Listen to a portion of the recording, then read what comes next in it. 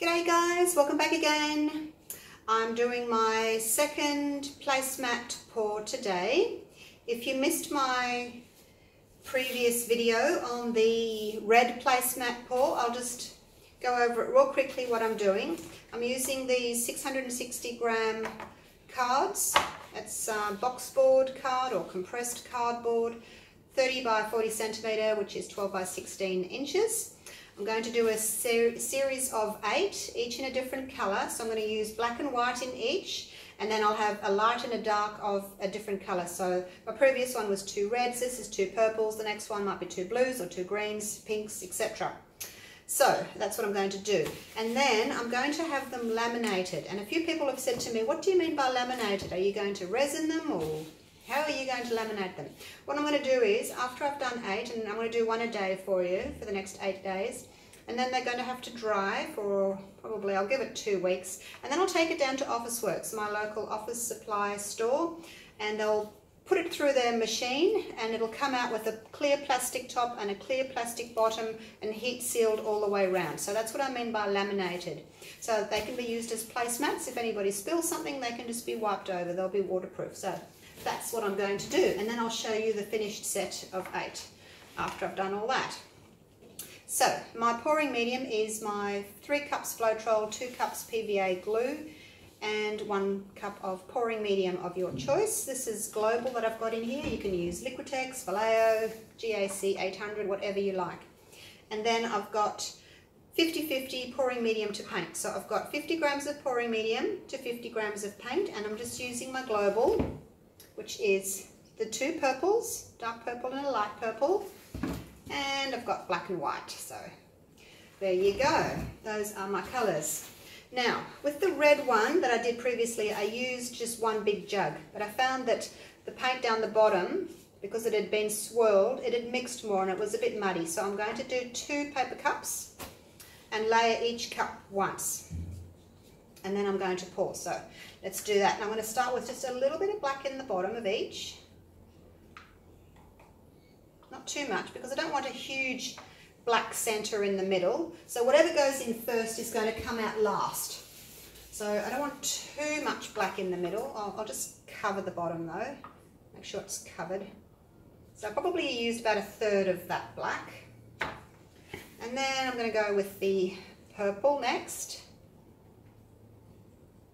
I'm just going to go around so that I get a nice layer on the top, if I can.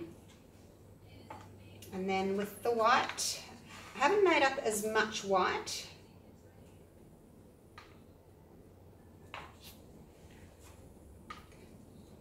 I just don't want grey to happen, that's all, with the black and the white. So I've got a little bit of less grey. I think I did 30 grams of pouring medium and 30 grams of paint, as opposed to 50-50.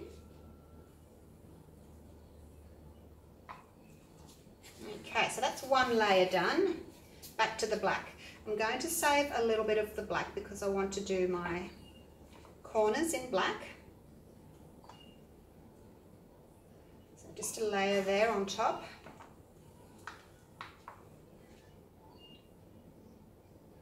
And another layer of the dark purple. Finish that off. Paint's really thick. It does certainly make a mound when you drizzle the paint into the cup. Makes quite a high mound. Little castle, little sand castle. Messy business. Alright, and a little bit more of the white. Not too much.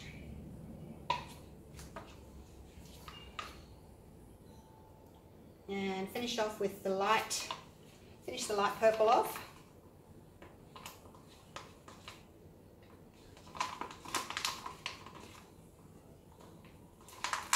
When I was experimenting with the red and gold and black for you, I had way too much paint in. I think I was using like 600 grams of paint, and I found that when I poured, I couldn't, without losing half of my paint, I couldn't stretch it enough. So I have cut right down.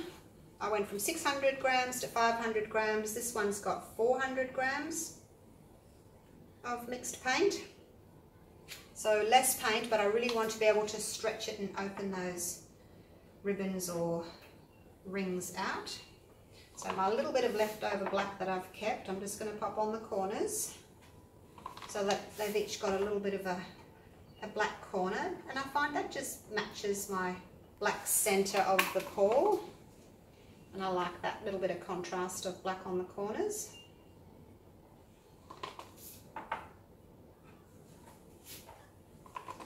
Hopefully I don't need to pour it all off. If you've got too much paint on your surface, you end up having to pour it all off, and then you lose. If you're using a jug and you've layered each colour in twice, the first layering gets all pushed off if you've got too much paint, and you don't even see it. So that's why I've gone to 2 jugs or 2 cups, and I'm just going to pinch the corner there. Well, not the corner, but you know what I mean, to make a little spout. So I'm going to pour in the center, and I'm going to get really close, and I'm going to sort of do big circles, and they're almost ribbons on top of each other rather than little circles, because I want to see how that's now going in a nice big ribbon. It's not wobbly. If you come up too high, you get like this wobbly little line, and I prefer these nice round thicker ribbons. So that's what I'm doing. It's probably about 1 inch wide that I'm making these circles, so about 2 to 3 centimeters wide. So if I start with a wider ribbon, I'm hoping that my colors will be wider. So that's the first one gone. So if I had to continue now with that cup, it would really start getting quite muddy. So I'm just going to pinch this one now and go from the same spot. I'm just going to continue. And I'm hoping that this will give me less of a muddy look by using the 2 cups instead of the 1 big cup, because I don't have the paint swishing around in the bottom for as long. So let's see if that works, hey? So far so good, happy with that. Now you have to try and catch the paint so that it doesn't leave a tail, if you can. Because if it leaves a tail, it might be a little tiny tail now, but by the time you've stretched it out, it leaves quite a big, ugly looking tail. And the other thing I'm going to do is where the end is, I'm just going to use this bamboo skewer, and I'm just going to go around like that, just to make a little circle. Then I know I'm not going to get an ugly center. Well, hopefully I won't. Okay, let's get to tilting. Oh, I should just torch first real quick, just to pop any air bubbles, because that came out pretty quick. Poured it pretty fast. You can see all the little white dots that have popped up. Those are air bubbles that I've popped. Okay, now I'm going to go around, I'm going to tilt it in a circle. I'm hoping this is going to work. As you can see my mess on the table here, I did a purple one before, and I had way too much paint, and my first lot pretty much all went over the edge. So I've cut right back to 400 grams, as I've said. Oh, this is better. This is much nicer, less mud for sure. For sure. So as I said, I'm going to do a big circle first and try and cover as much of that card as I can, like so. And then I'm going to start to tilt. So that's looking so much better already. I don't have that really muddy middle bit that I tend to have when I'm pouring just the 1 jug and 2 layers in the jug. Okay, so let's go down here and to that corner. So I'll just come down first.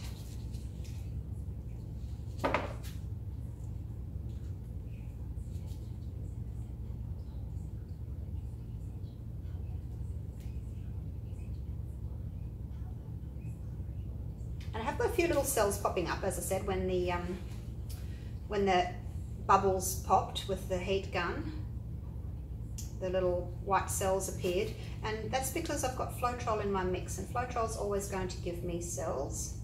So I'm just going to go to the edge there and then go to the corner. I'm going to try and leave some black on the corner, just a touch, and bring it back.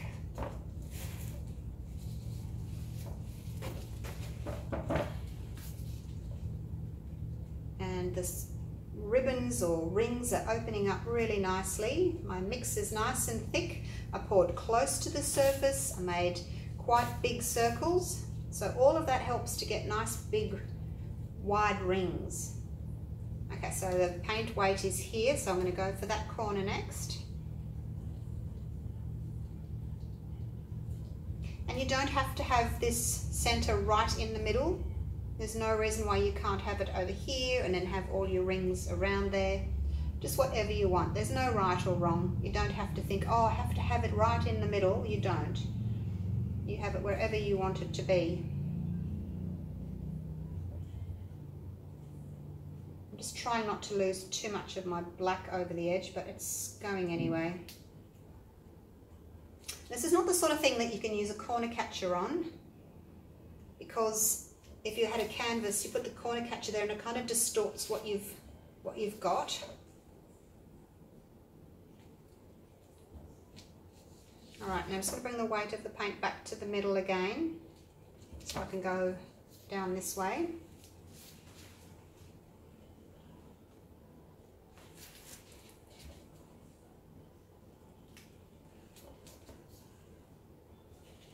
Still sitting there. I want it to come down a little bit more. Off we go. I'm really liking this black through here. I don't want to lose too much of it.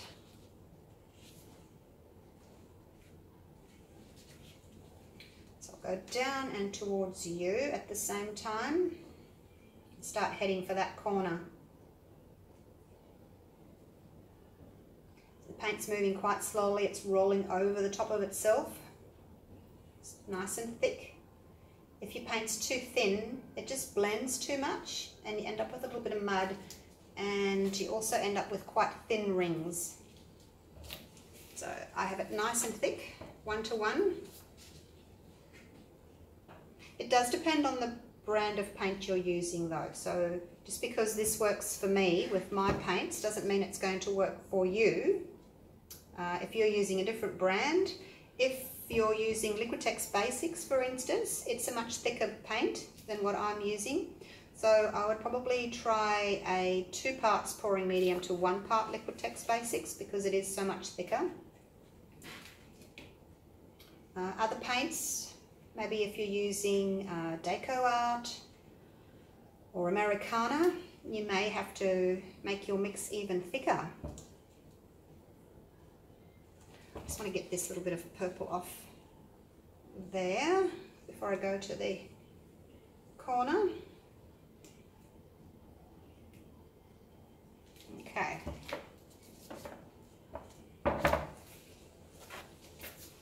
Now, bring this back to the center. Wow, look at that.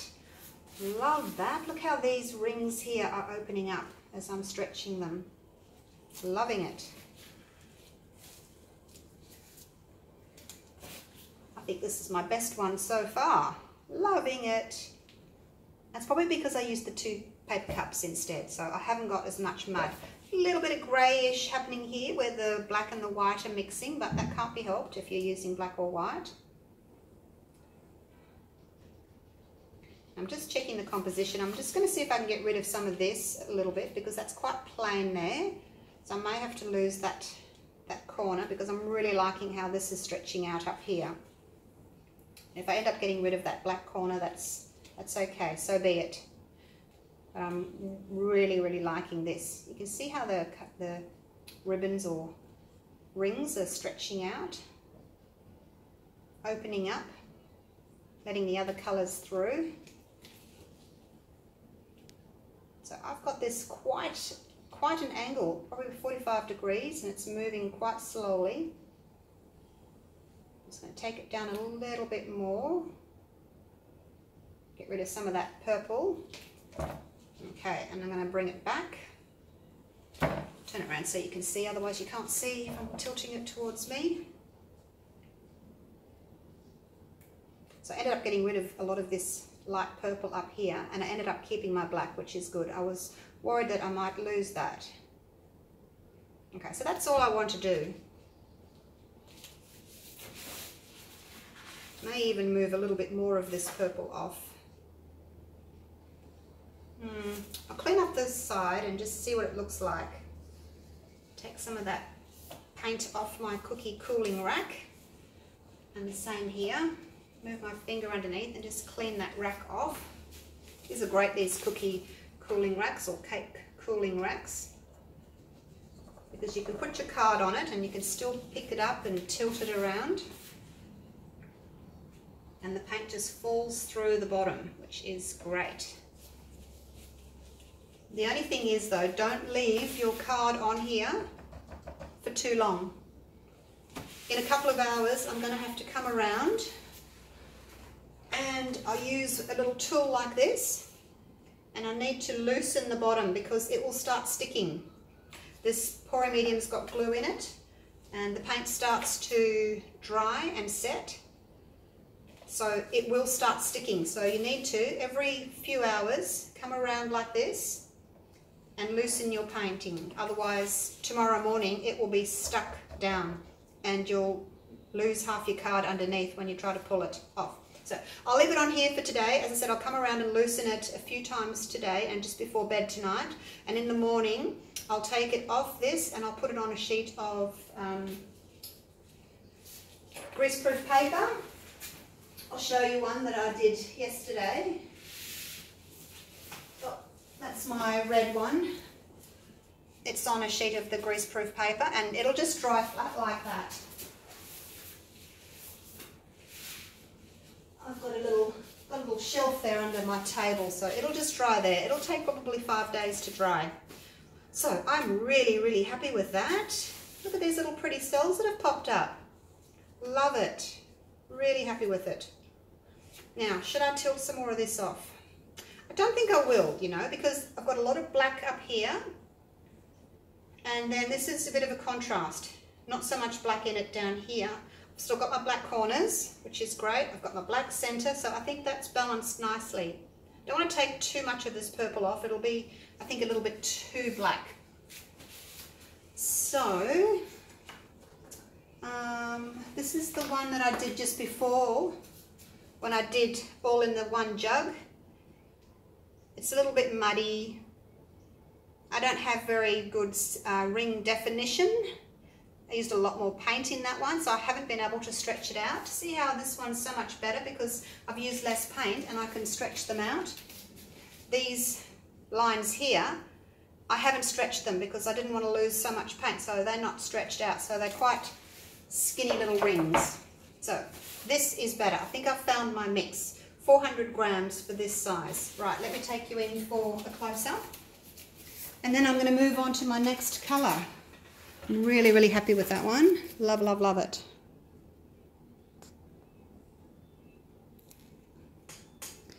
Oops, come on camera, open up.